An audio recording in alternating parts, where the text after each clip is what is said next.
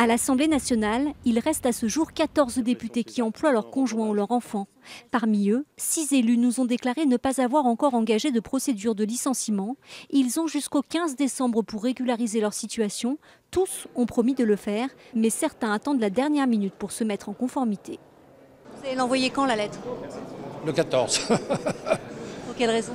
Le 14, parce que je trouve que vraiment, ça me fait de la peine. Vraiment. Je vous assure. D'abord, on souffre parce qu'on trouve ça injuste. Et puis parce que vraiment, on n'aime pas être considéré comme quelqu'un de malhonnête. Après le 15 décembre, les députés pourront continuer à embaucher leurs frères, leurs sœurs ou encore leurs cousins. Michel Tabarot, élu des Alpes-Maritimes, a choisi de faire travailler son frère. André Villiers, député de Lyon, sa sœur. Thierry Robert, député de La Réunion, son cousin. Franck Marlin, élu de l'Essonne, a lui choisi d'employer son ex-femme.